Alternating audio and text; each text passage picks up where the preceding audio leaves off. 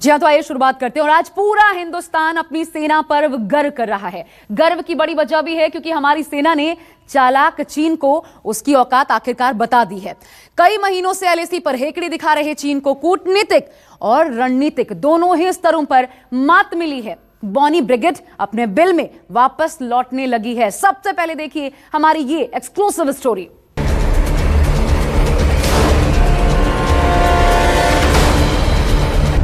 LAC पर हिंदुस्तान की बड़ी जीत, कामयाब हुई मोदी की कूटनीति।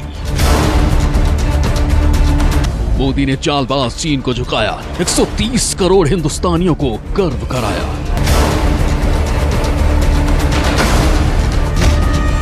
डरता है चीन, डराने वाला चाहिए। मोदी है तो मुमकिन है, समझ जाइए। भारत माता की वंदे वंदे वंदे। चीन के साथ पैंगोंग लेक के नॉर्थ एवं साउथ बैंक पर डिसएंगेजमेंट का समझौता हो गया है। 2020 की फॉरवर्ड डिप्लॉयमेंट जो एक दूसरे के बहुत नजदीक हैं, वे दूर हो जाएं और दोनों सेनाएं वापस अपनी अपनी स्थायी एवं मान्य चौकियों पर वापस लौटी। चीन अपनी सेना की टुकड़ियों को नॉर्थ बैंक में फिंगर 8 के पूरब की दिशा की तरफ रखेगा और इसी तरह भारत भी अपनी सेना की टुकड़ियों को फिंगर 3 के पास अपने permanent base Dhan Singh Thapa post पर रखेगा। मैं इस शरण को आश्वस्त करना चाहता हूं, इस बातचीत में हमने कुछ भी खोया नहीं है सभापति महोदय। ये मोदी का न्यू इंडिया है जो दुश्मन को बात से भी समझाता है और हेकड़ी दिखाने वाले को उसकी औकात भी दिखाता है। मोदी की कूटनीति ने साबित भी कर दिया है, क्योंकि जो चीन हिंदुस्तान को आंखें दिखाता था, वही ड्रैगन अब कदम पीछे खींच रहा है। जिनपिंग की बॉनी बटालियन हार गई है।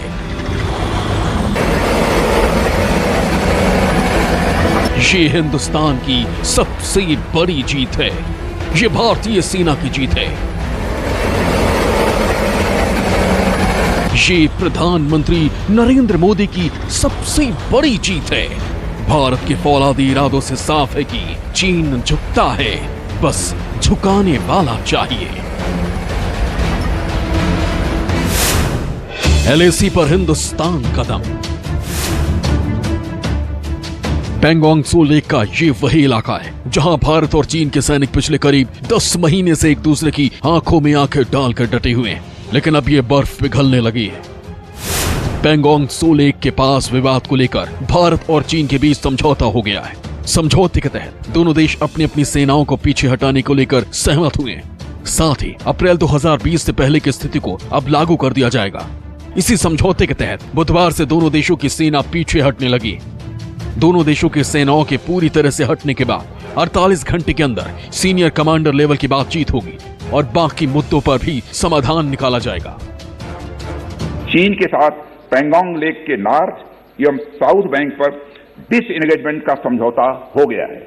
अध्यक्ष महोदय, पैंगोंग लेक एरिया में चीन के साथ डिसएंगेजमेंट का जो समझौता हुआ है, उसके अनुसार दोनों पक्ष फॉरवर्ड डिप्लॉयमेंट को फेज, कोऑर्डिनेटेड और वेरीफाइड मैनर में हटाएंगे।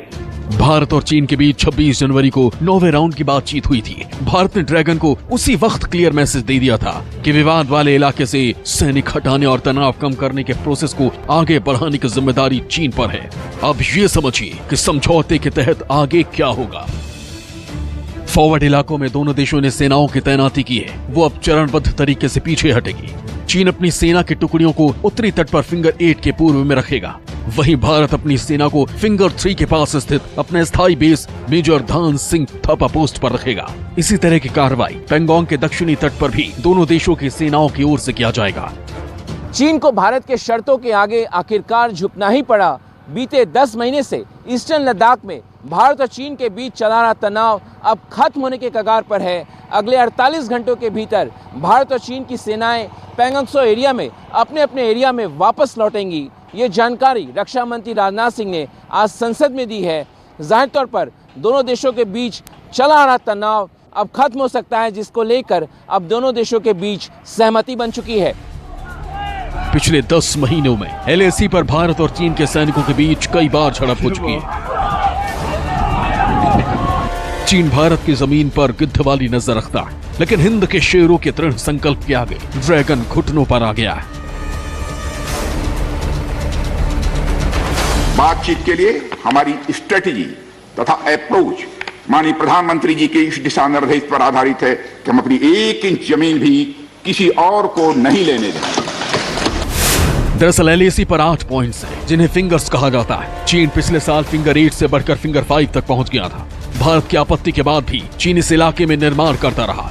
भारतीय सेना फिंगर 3 पर इस वक्त मौजूद है और फिंगर 8 तक भारतीय फौज की टुकड़ी पेट्रोलिंग करने जाती थी। फिंगर 3 से फिंगर 8 का इलाका बहुत खतरनाक है, इसलिए भारतीय सेना वहां कभी रुकी ही नहीं। इसी का फायदा उठाकर चीनी सेना भारतीय सीमा के भीतर घुस आई।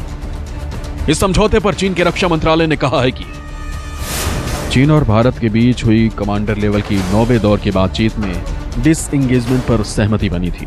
इसके तहत दोनों देशों ने अपने सैनिकों को पेंगोंग, हुनान और नॉर्थ से पीछे हटाना शुरू कर दिया था। दोनों देशों के फ्रंटलाइन सैनिकों का पेंगोंग त्सो लेक के उत्तर और दक्षिण से सिंक्रोनाइज डिसएंगेजमेंट शुरू हो गया है। तनाव और टकराव किसी समस्या का हल नहीं। हिंदुस्तान के फौलादी इरादों के सामने आखिरकार चीन को ये बात समझ आ गई है। Bureau report, news 24। नमस्कार, मैं हूं मानक गुप्ता। अगर आपको हमारा ये वीडियो पसंद आया हो तो इसे लाइक और शेयर जरूर करें और हां, हमें सब्सक्राइब और फॉलो करना ना भूलें ताकि आप देश और दुनिया की कोई खबर मिस ना करें। तो जुड़े रहिए हमारे साथ और देखते रहिए न्यूज़ 24।